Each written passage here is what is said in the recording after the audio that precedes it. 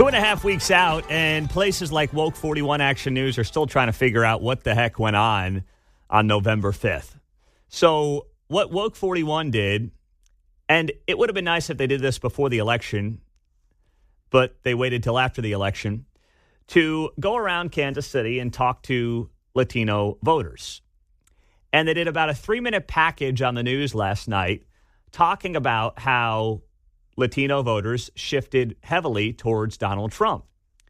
Especially Latino men moved 18 points towards Donald Trump just from 4 years ago. So this was obviously, earth-shattering news to Woke 41. They want to be a voice for all. Usually it's from one political bend. But they figured, hey, if we're sufficiently woke, well, everyone's going to watch us, right? Especially Latinos and people of color and properly woke whites and things of that nature. Well, wait, hold on. You mean most of those groups outside of the progressive whites moved to the right? Whoa, oh my gosh, that's news to them. So with that being said, I want to play this package for you last night and go through it line by line. Ahead of the election, we told you about the importance of the Latino voting bloc. Typically, experts say Latinos tend to vote more Democrat. But hold on, stop right there. Experts say Latinos tend to vote more Democrat. And Kevin Holmes does a good job. It's more, the woke reporter nonsense, top-down things that I notice. But experts say, no, like the data, stop with the expert stuff. Can we drop the whole experts thing from the way we talk about anything? Experts say, like the experts during COVID? Please, stop with experts. No, the data says Latinos have traditionally voted Democrat. You don't need to be an expert to read polling data. You don't need to be an expert to go Wikipedia and look at election results. That doesn't make you an expert. That makes you somebody with a computer or a phone in your hand. That's what it makes you. Right. Chances are the expert wasn't a Latino. Yeah. But that changed this election. In October, we talked with one man who said he planned to vote for Trump because of the economy. President Trump won the majority of Latino men's vote. I'm Fernanda Silva with KSHB 41 News, and I spoke to one Latino man who voted Republican for the first time to understand why he made the shift. I don't agree that abortion is women's health. Oscar Ciano says he previously voted for Democrats, but now says his values don't align with the Democratic Party anymore. There's not one thing that they run on this campaign that I say yes, they're right. The economy and immigration are some of the reasons he chose to vote for President-elect Trump this year. However you got here, you knew if you get caught, you're going to be sent back. Ciano came from the Dominican Republic 25 years ago to live his American dream. He's a U.S. citizen since 2007, but admits that at some point he overstayed his visa. If for any reason immigration decided that I needed to go, at the end I would have understood that a rule was broken. I'll continue with the package, but listen to that guy just anecdotally tell Woke 41 Action News something that probably blew the minds of most people in the building, hence the moniker Woke 41 Action News. The guy's like, first off, abortion on demand, 9 months is not women's health. And he's right. We went from safe, legal, and rare to the main nominee for the Democratic Party, and basically all of them being unable to say what is an appropriate cap on abortion. They have gotten as extreme on the issue as you could possibly get. And then he talks about the economy. He talks about immigration. But that last line really stood out to me when he goes, if at any point I was told I broke rules and I had to leave, well, I would have complied. Because that's what decent people do. That's how decent people live their lives. Right? Like they don't sit there and say, well, I've got this like brownish skin and my skin kind of looks like the people who are trying to flood the border illegally, so I've got a lot of sympathy for them. Why? Like unless you live in a DEI world where everything is viewed through the prism of race and gender and sex, then why would you possibly think that unfettered illegal immigration is something that appeals to Latino voters who are American citizens, who did it the right way? What makes you think that that's something that they really connect with and like want to be a part of and want to support? But it was part of the DEI bubble that the far left flank of the party got itself caught into. So you hear this guy, he's talking total common sense. And then the Woke 41 package continued here. And it continued with this guy they're calling an expert. I want to make sure I get his name right. This guy's name now is Edgar Palacios. He is the founder and president of Latinx Education Collaborative.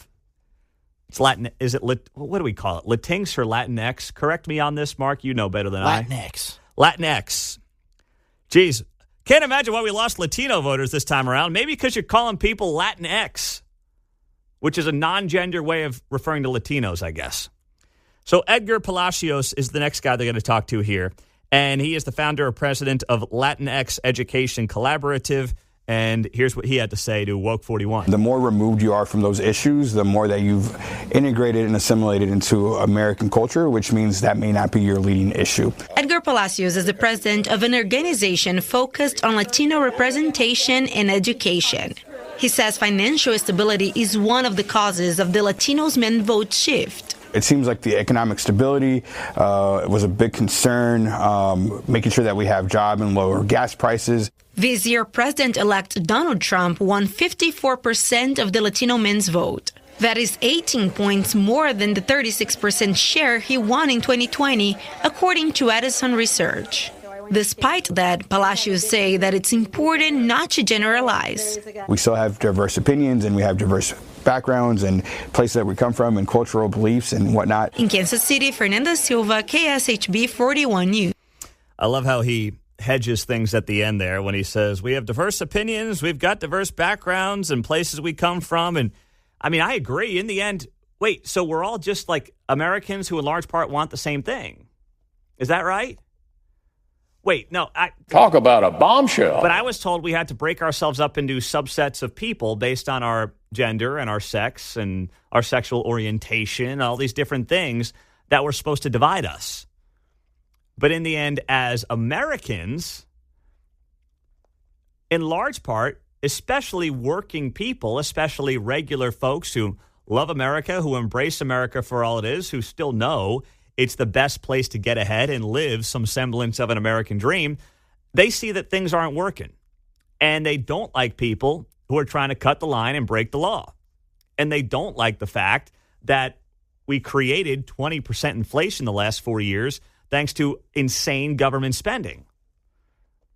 And they don't believe that abortion on demand is health care. And they don't believe that boys should be playing in women's sports or going into women's bathrooms.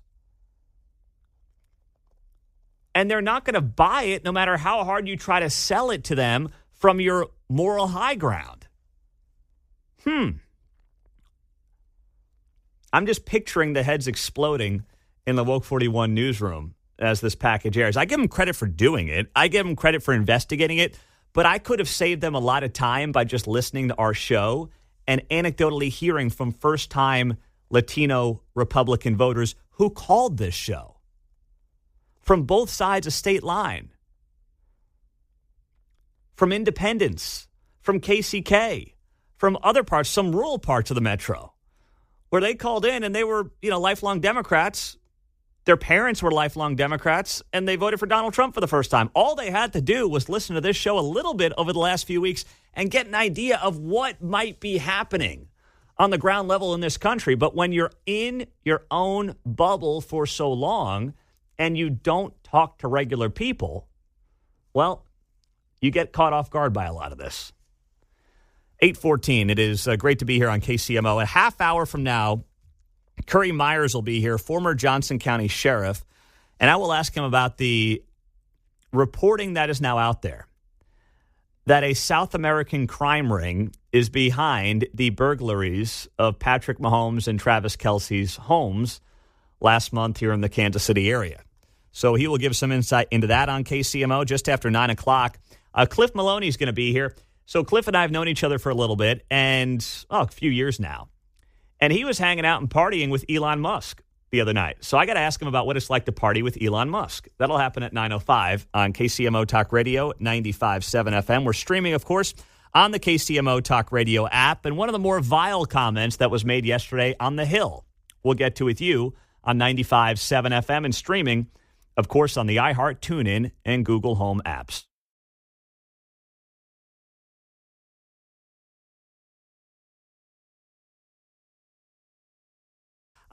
During a House Oversight Committee hearing yesterday about Dismantle DEI Act, which seeks to weaken diversity, equity, and inclusion initiatives, Jasmine Crockett, a Democrat congresswoman from Texas, went viral. She got very upset, and she went on a rant about white men. And she might think this is a good moment for her, and I suppose if you're in the business of just self-promotion, this is a good moment for her. But if there's anything we learned over the last couple of weeks, it should be noted that one of the things that was learned over the last couple of weeks is that people do not view themselves in the DEI way that so many want them to, that so many in corporate America want them to, and so many in politics want them to. They view themselves as Americans, and many Americans across all demographics, religions, racial groups elected Donald Trump and moved to the right to vote for Donald Trump. Yet Jasmine Crockett went on this rant yesterday, and boy, is it a doozy. All right. Woo! Here we go. In 3, 2, and 1. It's because you can then misuse words like oppression. There has been no oppression for the white man in this country. You tell me which white men were dragged out of their homes. You tell me which one of them got dragged all the way across an ocean and told that you are going to go and work. We are going to steal your wives. We are going to rape your wives. That didn't happen. That is oppression. We didn't ask to be here. We not the same migrants that y'all constantly come up against. We didn't run away from home. We were stolen. So yeah, we are going to sit here and be offended when you want to sit here and act like, and don't let it escape you that it is white men on this side of the aisle telling us, people of color on this side of the aisle, that y'all are the ones being oppressed, that y'all are the ones that are being harmed. Please run for president. Please run for president. Please run for president. Please, please, please. Oh, sorry. Am I saying that out loud? Oh, man, do we need that? Please, please run, Jasmine Crockett out of Texas. I beg you to run for president of the United States. You are exactly what this country needs right now. There is no sarcasm here whatsoever. I genuinely think that this person is suited to be the next president of the United States. The Democrats must nominate her, and they must nominate her swiftly and soon. Nobody should run against her. Just let her have the nomination. That is the best thing for the party, best thing for the country. Please make it happen. Oh, my. Oh, my. We did not ask to be here. Listen, we all understand the history of this country. We know that we are an imperfect nation made up of imperfect people with an imperfect history. We all understand that. We do. Okay?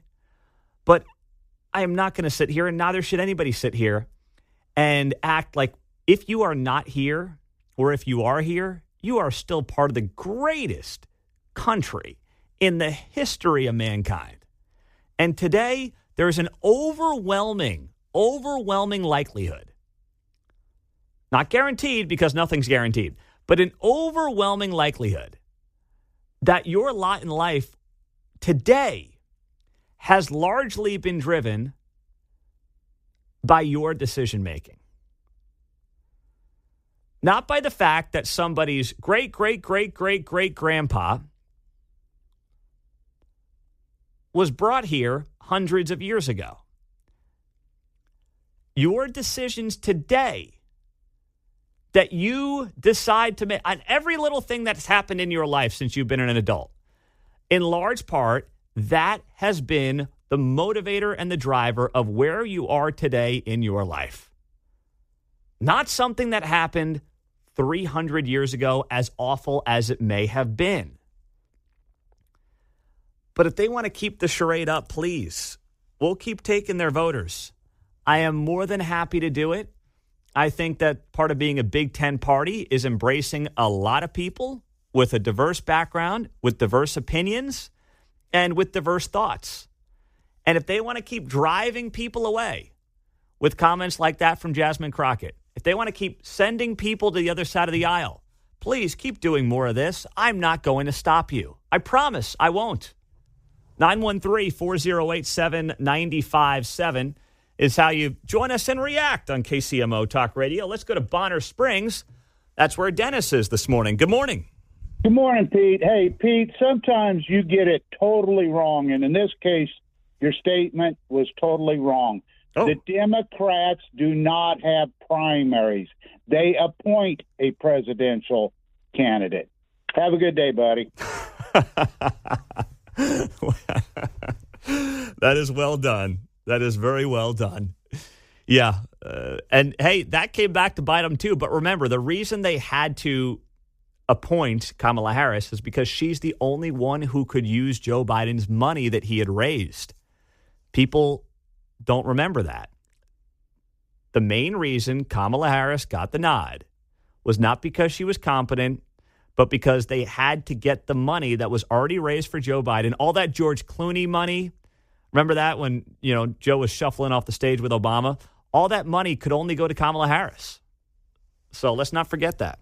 Specifically, was that for the vice president? What do you mean?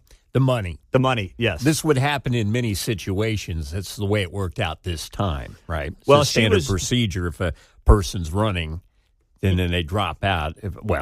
I guess they would have to nominate if Biden weren't the president, right? It wouldn't automatically be the vice president? No. Yeah. I mean, if they had done a primary, the money that Biden had raised could not have gone to someone not named Kamala Harris. Mm-hmm. Right. So, yeah, that's how it went down. On the text line, Pete, I'm a little confused. If she didn't ask to be here and being here is so bad, I'm having a difficult time understanding what is keeping her here. Is she under the impression that she's not allowed to leave? Well, I think she is. I mean, Ellen's leaving. Ellen DeGeneres and her partner, some call her Portia, other call her Portia, whatever you want to call her. They're going to the southwest England. So I'm pretty sure she could go. Nothing's stopping her. But I'm sure she'll say that she's here to fight the man, especially the white man, as far as I can tell. This stuff, on a serious note, is so unhelpful and so gross to say about fellow Americans based on their skin color. And this is the stuff, I mean, that clip right there has gotten millions of views on social media.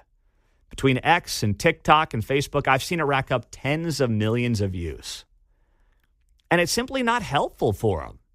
If you think that is the play right now, after what happened 2 weeks ago this past Tuesday, then you're delusional. You literally don't understand the message the American people are sending. And maybe that might have worked a generation or two ago. But as we get further from the, civil rights era, what are you seeing? Especially younger black men in particular are shifting the most to the right of that demographic. Latino men across the board shifting to the right. They're not buying this DEI dog and pony show. You're secretly oppressed. You just don't know it. They're just not. Jig is up. And Jasmine Crockett apparently is one of the last people to realize that. And in the meantime, if you're trying to figure out where to donate when it comes to politics, if she's got a presidential PAC, please go donate it there. I'm not worth your Red Lobster money. Trump, come on. Her presidential PAC is well worth your Red Lobster money. At least it's worth mine. Not that I got a lot sitting around, but I'm just saying it's definitely worth my Red Lobster money.